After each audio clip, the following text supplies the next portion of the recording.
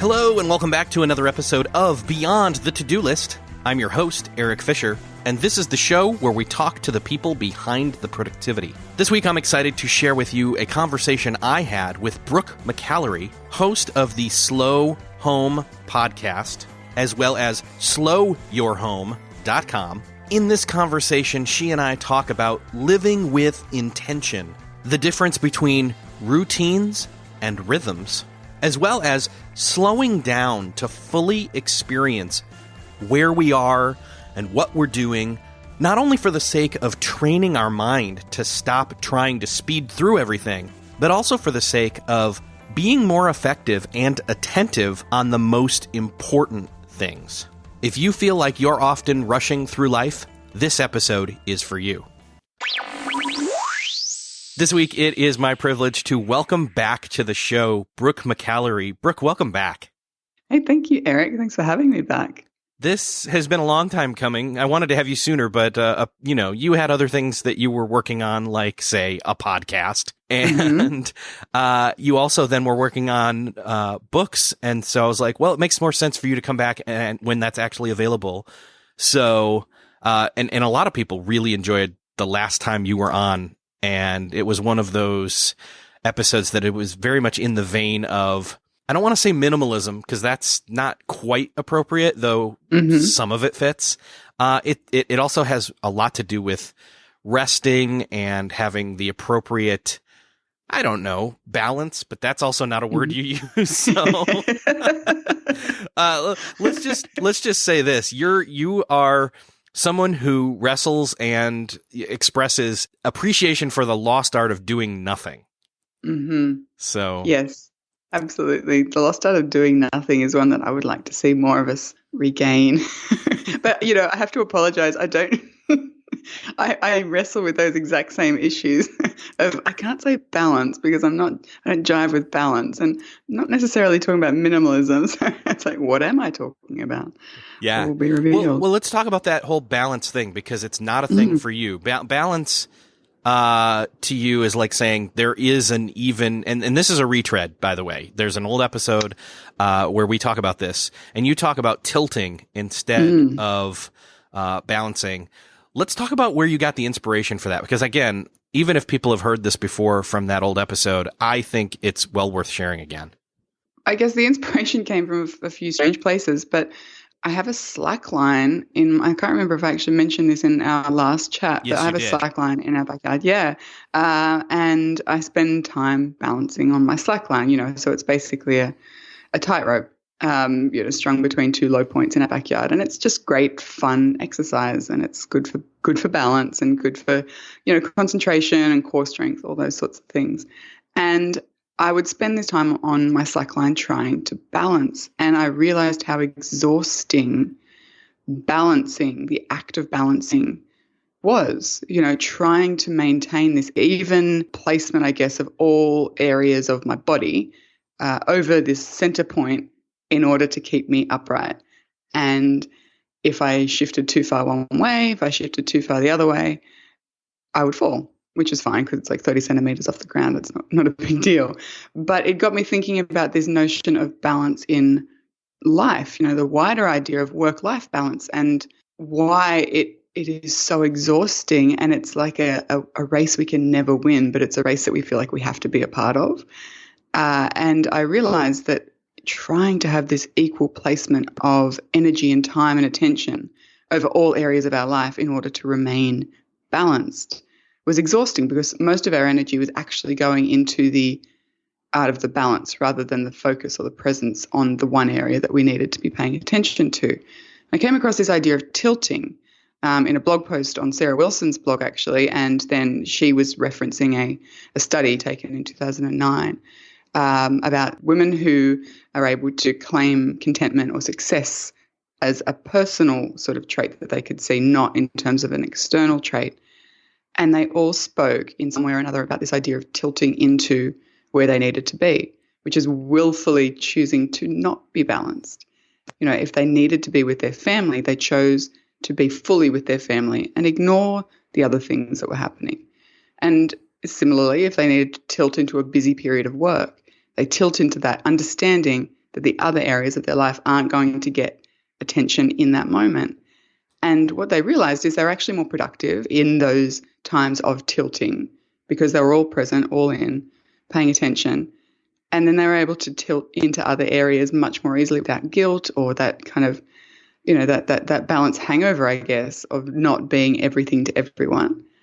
And for me, that's what it came down to. It's this idea that we cannot possibly be everything to everyone all the time. Yet that's what this notion, I guess, of work-life balance, particularly day-to-day work-life balance or just life balance, is trying to get us to do. And so for me, I think the idea with balance, and I'm not against it, but step back, pull back about 6 months, so you've got a bird's eye view of your life and ask yourself, over the last 6 months, over the last week, over the last 4 weeks, do I feel like I've been serving all the main important areas in my life well? Not on a day-to-day level. And for me, there's that longer-term view of balance has just released me from so much stress and anxiety and concern and guilt that I wasn't doing well enough by everything in my life. Does that make sense? It totally makes sense. And Yeah. as you were describing that, it hit me that we should not be surprised that tilting works better than balancing, because think about it, even in a micro way, we are most productive or most mindful, most present even when we tilt all in on one thing and then tilt the other way all in on something else. Like I'm thinking specifically, obviously, work-life balance is always the phrase that's used in substitute of this. And think about the two components of that, work or life. Now, life is so broad. Most people mean family. They mean being home and spending time with family versus being at work and, hustling or whatever. And we are at our best when we are fully present in whichever of those scenarios we are in. We're not in both of them at the same time trying to balance it. We're in work mode or we're in family mode, and we're better for it, and our family or our work is better for it, right? Absolutely. And we talk about flow and trying to find these moments of productivity, and then we kind of put ourselves in a situation where we allow ourselves constant distraction, but I'm like, if we just tilt into writing the thing or doing the thing or playing with the kids or cooking the thing, we would be all in and we wouldn't be suffering from that constant, where am I, division, I guess, of attention. And yeah, if your goal, even if your goal is productivity, you're not worried about the rest of it, that's the answer anyway. It's just kind of being all in and focusing on what you're doing so that you can then move on. And that's kind of how you get through your day and through your workload, whatever that may look like. I think this is a great overarching theme in a way, because this really is an example of how to fully experience what it is you're doing at the time you're doing it with intentionality, which is a lot of what you talk about. It is. Yeah. I think if we're going to use one word, it's just intention, choosing to be somewhere and choosing your actions, and yeah, really, really dialing into that. And I think that's really what tilting is at its core. It's just being intentional with your time and your attention. Then you kind of go into a lot of other places. I used that word minimalism or minimal earlier, which isn't quite right. And again, for a lot of people, minimalism is about stuff. And specifically, it's about getting rid of things and then saying, okay, I'm better. But even Joshua Becker, who I had on recently, like, that's just not the case. Exactly. And I like what Joshua talks about quite regularly. And I can't remember if it was him or someone else, but they said, you could get rid of all of your excess clutter and still be unhappy or still be, unproductive or whatever it is that's blocking you. It's not the answer. For me, it was the beginning of learning to be more intentional with my time, my attention, my family, and all like my money, everything. But for me, minimalism is actually about the opposite of stuff. It's about life. It's about living. It's about having the time and the space and the ability and the desire to experience more. And I think often stuff gets in the way of that because we have to work to pay for it. We have to work to maintain it. We have to dust it. We have to pack it. We have to store it. We have to do all these things with our stuff. And I own things. I'm certainly not a hardcore minimalist, but I think it's a really healthy thing to, I guess, recalibrate our relationship with our things occasionally and to start to remove those layers of excess just to give ourselves some space, because I think from space comes things like margin in our days and buffer in the way that we think. I know personally that once I started to declutter and I didn't expect this, my mental state changed.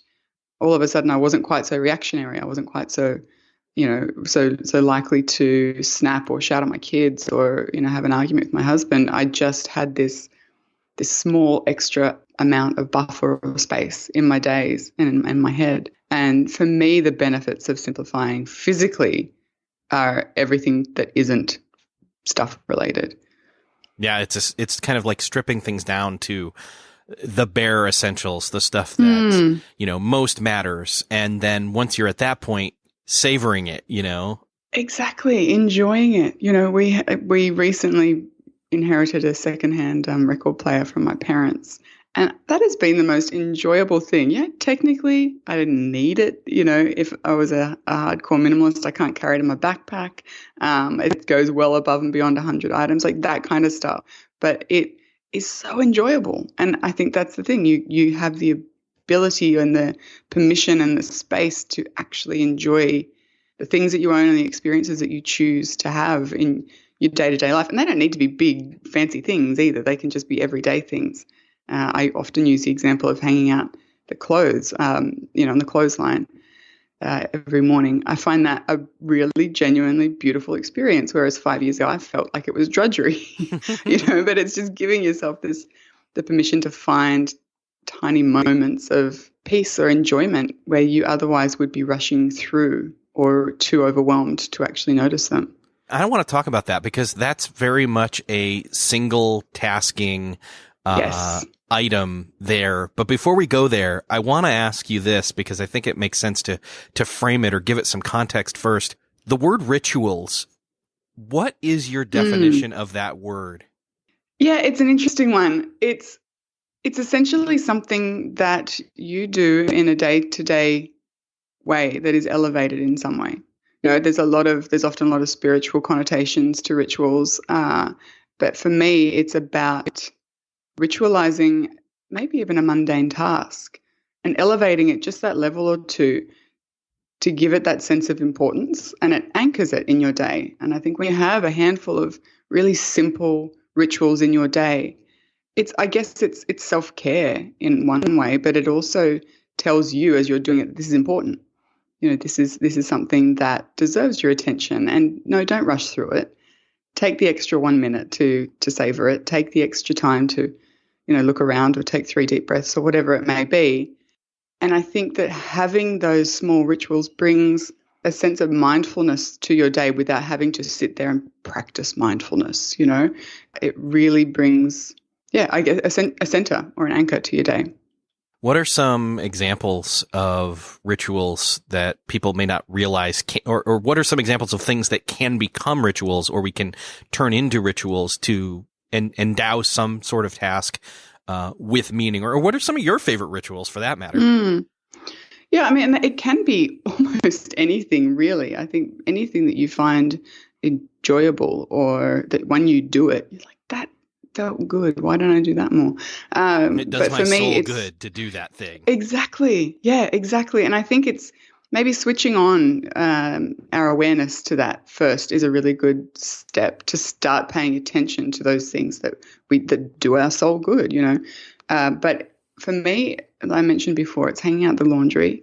There's something really lovely about the sun on my back, I hang the clothes under a big tree and it's looking up throughout the seasons and seeing the color change of the leaves throughout that. It's just a moment of noticing that it grounds me in my day, in my morning. Another one is having a cup of tea early in the morning. So I'll get up, have a quick shower, I'll do a bit of yoga and have a cup of tea and meditate for 10 minutes. And that is probably the most vital part of my day in terms of rituals, because without it, I may not fall to pieces, but I can tell on those days that I haven't done that. I can tell the days that I've slept in or, have found myself doing other things. But so anything. I mean, it could be stopping at midday to have 10 deep breaths. And if you just elevate that beyond a thing that you do to a ritual, and it's just changing the language that we use, it becomes important and it becomes an integral part of your day that you can look forward to, and you can understand that you're resetting yourself or you're bringing yourself back to being more present. My husband plays golf and that's his ritual of self-care, and he does that once a week. And, so anything that brings light to you or your day. But I mean, we've got 2 kids, they're 6 and 8. So every night we sit at the dinner table together and have dinner, and we ask each other, what was the favorite part of your day? Everyone goes around and shares their favorite part of their day. We also ask, what was your not favorite part of the day? And it's amazing the things that come out of that conversation. But it's just, I think, the ritual and the security that the kids get as well, that we will have that conversation. They will always have our attention and time to talk with us.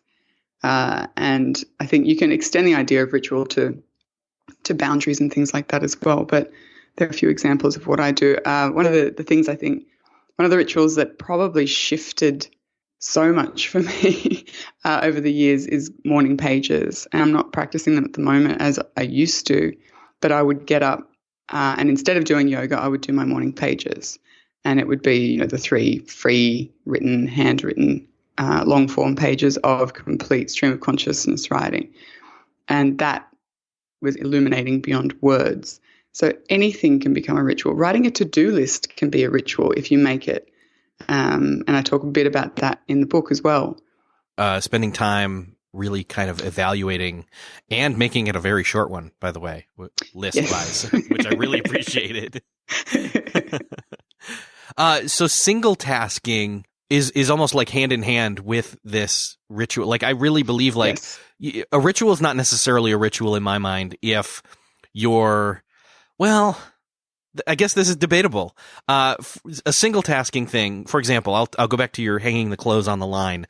You're not playing music at that time as well, or listening to a podcast. You're fully focused on that one task and fully experiencing that task and all the time that it takes or not. And you're basically fully experiencing that. Yes. So, and this is not something that's easy for us because, for example, like I'll go for a walk, whether it's on the treadmill at the gym or it's out around my neighborhood. And often I will say, okay, I'm going to do something else along with this. Now I cheat, like I'll either listen to a podcast or I will use my, my Bluetooth ear microphone stuff and I will journal while I'm doing that. And there's nothing wrong with that. People out there who do multitask. But there's a benefit there maybe to me just walking and actually savoring the walk and experiencing the walk for the sounds of the neighborhood and the looking at the houses that I'm going by or the fields and slowing down and actually recharging. And that's not to say I wasn't recharging listening to a podcast or journaling. There's benefit there too. But I think when we feel like we have to stack tasks on top of each other to get it all done, something's wrong. Yeah, exactly. And I think you just nailed it with you said when we feel like we have to. I absolutely multitask. There is no way that I could get through my day without it.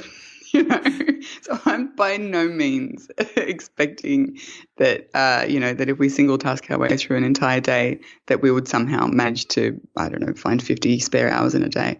I absolutely do. But you're right. It's taking that time intentionally to say, now I'm all into this one thing that I'm doing and everything else can wait.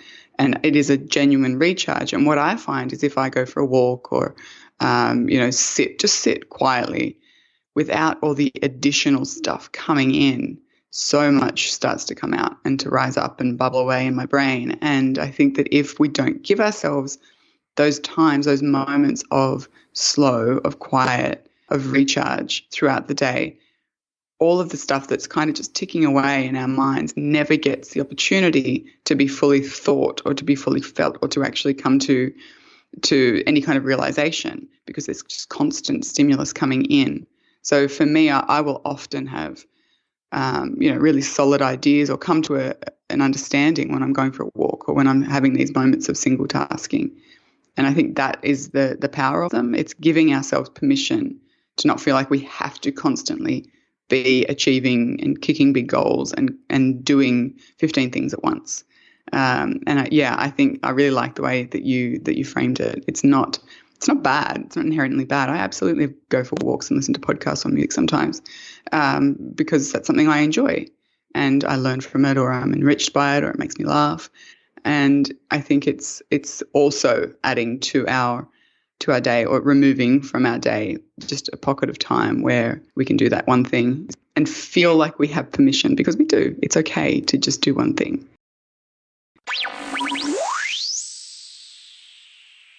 I think this also ties into your practice of emptying your mind, because when we're on information overload and we're stacking all these tasks and, again, feeling like we have to, then when we're in those moments like laying in bed or sitting and watching a TV show or a movie to relax, or even just daydreaming, but in the good way, and it turns into the bad way where we're thinking about all the stuff we've got to do in all those instances, suddenly it's like, oh gosh, I got to pull my phone out and make sure I do this or take care of that. And then you're back out of relaxing because you still got all this stuff in your head because we've trained ourselves to do it.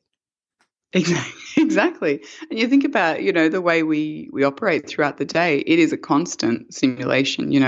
We are constantly sort of flicking between different screens and different inputs, so that when we do quiet down, it doesn't come naturally at all to us to just be. So that's where emptying your mind, I think, is a vital part of it. And I think that's part of the reason that the morning pages practice was so instrumental, I think, for me. It was this ritualized emptying of my mind every day, which then allowed me, I guess, to take a mental deep breath and start fresh. And you can see on a piece of paper what had been in there. And I still do it on any day that I feel overwhelmed or there's a lot of moving parts to my day. I would just sit there with a blank piece of paper for 5 minutes and brain dump. Literally everything that comes into my mind gets put on that piece of paper. And, you mind map it, you start circling things as they keep coming up, or whatever it takes to start to make sense of that after you've done your brain dump. And variation of a few things happens. Either I'll look at it and I'll think, oh, is that all? That's okay. That's manageable. Let's go. Let's do it. Or a plan comes into play. You can see that these are the things that need happening, and these are the blocks, or this is the thing that I've been worrying about, or this is the thing that I need to sort out for my kids, or this is the phone call I need to make. And it gives you permission to just start somewhere, whereas when it's all in your head, it's not necessarily easy to find the starting place. And for me, everything starts with the first step. It doesn't need to be a grand plan that's spelled out. If you've got a busy day, you don't need to know how your entire day necessarily is going to pan out. But if you have your first step and you have, the step after that and then the step after that, and for me, emptying your mind absolutely helps in terms of productivity as well. But you're absolutely right. Just, I think, learning to let go of that constant chatter in a ritualized way then allows us the peace that single tasking or meditation or mindfulness or a quiet walk will bring. Otherwise, they sometimes feel wasted. How do you suggest that if somebody's not used to sitting and doing a brain dump and emptying their mind, how should they start approaching that as an experience, or I don't know, just to start practicing doing that? I think practicing is the key. Like there's no right or wrong way of doing it. There's no gold medal for brain dumping or, single tasking. It's working in a way that works for you. But for me, there's a cathartic kind of element to it, I think, by getting a big piece of blank paper and a texter or a marker. Or, you guys call them markers, I guess. Sure. And just highlighters. Scrolling. Okay, there we go. We're learning. And just scrolling, and I think that can be a little scary sometimes. And I know that writing morning pages as a similar sort of activity can be quite scary, because we're faced with thoughts that we've been doing a lot of work to cramp down. We clamp down. We don't want, necessarily to face some of these things. So, I mean, go gently with yourself, of course, and practice. Just put yourself in front of a blank piece of paper every day for 5 minutes. And if you can't think of anything else in that 5 minutes, just keep writing the same things over and over again. And that's what I have always done with my morning pages. I'll write maybe a page of frantic scrawl, and then my brain goes quiet for a while, and I write. I have nothing to write. I have nothing to write. I have nothing to write. And undoubtedly, within 2 or 3 repetitions of that, something else will come up. And it's just this gradual sifting through the noise and, the brain rubbish, I think, that we accumulate daily, and be patient with it, and to be, gentle with ourselves as well, because it's okay. It's all okay. Whatever you come out with is okay. It's not, you're not going to go and read it on TV or anything like that. It's just for you. It's just a practice for you to start giving yourself the gift of a bit of peace, I think. Yeah. But just turning up every day for a week. I'm a big fan of experimentation rather than going into something with an outcome in mind. So just commit to doing it once a day for a week and see how you feel at the end of the week. I've made so many changes in my life that way, rather than, I guess, overanalyzing or worrying that it's not going to be perfect or thinking about the outcome. I think I switched to thinking about things as an experiment. That's how I began meditating. That's how, I created a completely screen-free bedroom. That's how, I started practicing yoga every day. It was these really small experiments that I attached no preconceived outcome to, so that you're free to actually enjoy the process and free to go, is it working? Oh, wow, it actually is. Or no, it's not, and this is why. And there's no failure attached to an experiment. There's just curiosity. And I think that that's a really nice place to start as well. I love that you said that and are definitely using the word experiment, because it occurred to me when we first started using the word practice a few moments ago that there's actually kind of more than one meaning for that word. There's the practice of like putting something into practice, like it's a set thing from this point forward, yes. Like a doctor has a practice. But then there's also the more experimental side of it, the practicing to ride your bike, or the practicing of, trying something new, of experimenting. So I think we need to approach it from that viewpoint, that perspective, when it comes to trying things, experimenting with things, seeing if it makes any difference to start to, to test the water, if you will. So yeah, exactly. And I think the only thing you need when you experiment is a commitment to the experiment. That's it. You can be skeptical if you want. I mean, I think it's hard to wholeheartely do an experiment like that if you are cynical, but it is probably healthy to go into things with a healthy dose of skepticism, because you're really going to pay attention for any outcome, any results, anything. Yeah. So I think the only thing you need is a commitment, and keeping it short, like a week, is a great place to start. Well, so then there's these other words that I know that have different meanings, and you choose one over the other: rhythm versus routine. So let's get into this. Like I actually do prefer the word rhythm as well. That feels more alive. It's less rigid. Routine feels like it's this structure that you can't get out of. Exactly. That's exactly why I choose to use rhythm over routine. It came to me as an idea when our daughter was a baby. She was maybe 6 months old. And I was talking to my sister, who had 5 kids at the time, and is an incredibly competent, even-handed parent. And I didn't feel either of those things at the time. And I said to her, she's doing fine, but she's not in a routine. Everyone keeps talking about this idea of routine. She'll wake at this time, and then she'll feed, and then she'll have a little play, and then go down at this time. That's not happening. Every day is different. And my sister looked at me and she's like, yep, babies don't really work like that necessarily. Well, mine certainly didn't. She said that instead of going for rhythm, attach time and rigidity to your flow of the day, go for rhythm. I think I said rhythm twice. Instead of touching routine, go for rhythm. That was a light bulb moment for me because I had been rigid about what life looked like. And I mean, obviously, this is now extended beyond babies. To me, this is how I like to structure my day because I still like to know what is happening. I'm not a chaotic person. I'm not highly rigid, but I'm certainly not chaotic. I don't thrive on, completely letting things just fall where they will. You like having control, but you don't have to have control and know that that's an illusion to an extent anyway, right? Exactly. Exactly. Yeah. I used to be a control freak, particularly when we were just learning about parenting and everything that changes along with it. I really assumed that if I tried hard enough, I'd still be able to control everything down to the minute, down to what worked for me. And it's been a gradual release of that idea over the last 8 years to this point of rhythm. So there is still a sequence to things, and on the face of it, you may think that rhythm and routine are the same thing. That's fine. But for me, it's the subtle differences. Rhythm there's a musicality to it, obviously, and you can speed it up if you need to, and you can slow it down to a pace that works for you.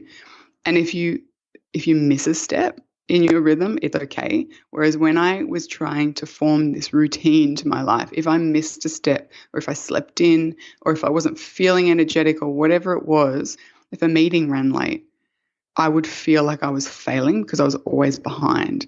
And it was this race to sort of catch up. And that was really unhelpful for me. It was unhelpful for my self-esteem, my feelings of productivity and, value and all this kind of stuff was tied up in this idea of routine. When I relaxed it and made it my own. And I think there is a level of organization to it, but a level of fluidity as well, which I think is really appealing. You put the work in, you figure out what needs to get done, figure out roughly the order that needs to get done in, and then you let it flow through your morning or your day. And because you've done that work, because you've put in the steps, because you've figured out what is important, it flows really easily. And there's a gentleness and openness to it that I never had when I was trying to be Captain Routine. And I think it's absolutely individual in terms of what works for you. I mean, I have friends who are horrified by the idea of rhythm because they're like, but I have to get up at 5 a.m. and I have to be, at the gym by 5:27. And that's fine. That's what works for individual people. But for me, it was just this gentleness, I guess, to the idea of rhythm, but also knowing that at the end of the day, at the end of the week, at the end of the month, it all still happens. I think this is very much a personality thing too, because I think I agree. For me, I like having a certain, well, let me put it this way. My daughter, who's 12, is very much in the throes of preteenhood, and she's got to, if this happens, then this next thing is the thing that happens right after that. And if that doesn't happen, then she's like, but that's what happens next. Like, come on. Mm-hmm. And she's very tense about it. And I am somewhat similar, but at the same time, I don't like when she adds pressure to my life because of that. And so I'm switching. I am experimenting. Let's put it that way, with liking the idea of rhythm a whole lot more. And honestly, when I look at things, I realize it's just, it alleviates the pressure. It's saying, here's the essentials. If those got done, fine. It's like a recipe. We know what the components are, but then you suit it to your taste by adding a little less of this or more of this or whatever. Yeah, exactly. And I think the idea of knowing what the essentials are is really important because I think when things go awry, you have a morning where things aren't as they normally would be in an ideal day, which is most days for us. So things happen. And if you know what those 2 or 3 essentials are and you structure your morning, your rhythm around getting those done, then everything else is okay. I think it's a certain ability to let go and relax into things that works for me as well with this idea of rhythm. The 5 steps of your morning that absolutely have to happen, and everything else can kind of shift around as needed. And that's where, for me, the flexibility and the fluidity comes without sacrificing, order or, people turning up to school or work on time as well. So I think that's that balance. But I agree, it is absolutely a personality thing. And that's why I don't think there's any right or wrong way of doing it, or should not way of doing it. What do you think are some of the best components to have as part of our morning or evening rhythms or routines for those of out there that use that word? Yeah. Let's just open it up for everyone. Yes. For me, I think one of the most important things, one of the things that we need to include when we're starting to create, and I intentionally encourage people to sit down and intentionally create their rhythm and write it out and start to play around with it. It's not necessarily something that you can kind of just luck into. And sometimes little tweaks will make a huge difference to the way things move throughout the morning or the day or the week.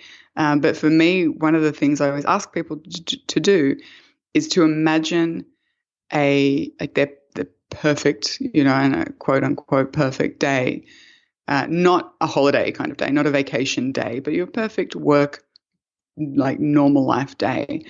And just imagine how that unfolds. And the reality, of course, is that we don't exist in a vacuum. So that's probably not going to be what it looks like. But what is one thing out of that perfect morning that you know would be good for your soul, like we were talking about before, that you're not currently doing?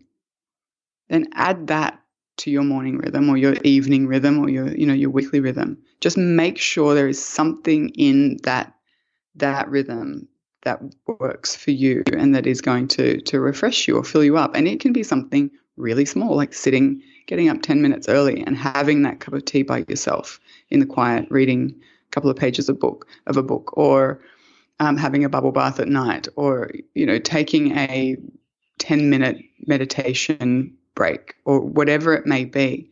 And I think that's really important because this is living, like the time to have those experiences is every day. We don't sort of get through this busy period of life and then get to the other side and say, oh, this is where we get to now start to have those experiences. We can start adding them into our everyday, and there's so many benefits to it beyond just that 10 minutes of drinking a tea or, having a bath or taking a walk.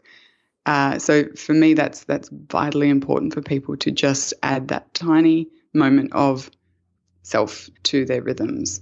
But also, I think a certain level of thinking forward as well, things like getting prepared the night before for the day ahead. And I think those small shifts to how we create these rhythms can have a huge impact on the way our days unfold. That's perfect. By the way, I had to mention this as you were speaking. I felt it was appropriate that there were birds chirping behind you that were coming through. So I really hope that no amount of audio production silences those and they stay in the mix at the end. So Brooke, it's been awesome talking with you. Here's the thing. I don't think a lot of my listeners, well, maybe they do, but a lot of my listeners may not know this, but you talk about all these subjects on a pretty much weekly basis on your own show, which has been the #1 iTunes health podcast out there, Slow Your Home. And that's also the name of your site, slowyourhome.com. And now you've got this book, Destination Simple, Everyday Rituals for a Slower Life. And believe it or not, we've not ruined the book for you. There's still tons that I've not touched on in this book, and it's available now. So one, I want everybody to go subscribe to your show. And two, I want everybody to go grab this book because there's an essential need for this kind of change in our lives to be made in this day and age when we are overloaded with information and busyness. And this is an oasis, I think, for people. So I will link up to all those things in the show notes of this episode. I would really love for people to experiment this week with taking sort of 5 minutes to do either some kind of single task or something that is good for their soul and just see how they feel at the end of the week. That's all. That's perfect. It's been a pleasure, Eric. Thank you. You're welcome. And if you do that, if you take Brooke's question or prodding or whatever, encouragement, let's go with encouragement. We're talking about the meaning of words here and which one's most appropriate. So let's do this. If you want to take Brooke's encouragement to experiment with that single tasking of a task and taking a moment, go to the show notes for this episode and then leave a comment and let us know.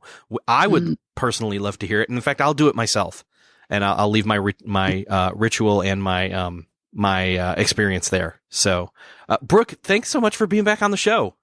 Oh, pleasure. Thanks for having me. So are you ready to slow down a little bit, start living with a little bit more intention, and stop trying to stack tasks and do them all at once, or even stack them every single time? Look, like I said, listen to podcasts when I do laundry or the dishes or mow the lawn.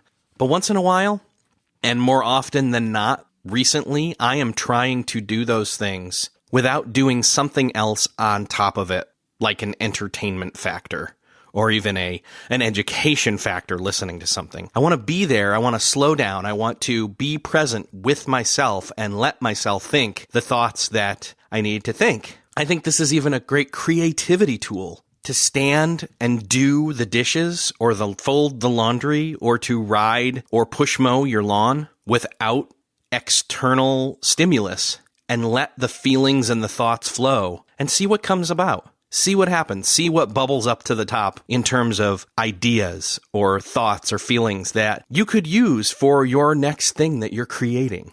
You never know. And even if you're not going into it from that angle, think of the amount of breathing room you will feel like you have because you're not feeling like you have to stack things on top of each other and rush. We are practicing and training ourselves to do that, unfortunately. And I think we need to back away a little bit, slow down, and really be intentional with what we're choosing to do when, and even get to the why behind it. I hope you enjoyed this conversation with Brooke. I know that I did. Thanks again for listening. If you enjoyed this conversation and know that the message in this conversation is something that you know somebody else specifically in your life needs to hear, would you share this with them? Head on over to the show notes for this episode at beyondthetodolist.com/193. Hit the share button, email, Facebook, Twitter, whatever. Let them know that you got something out of this and that they could as well. And with that, I say goodbye, and I will see you next episode.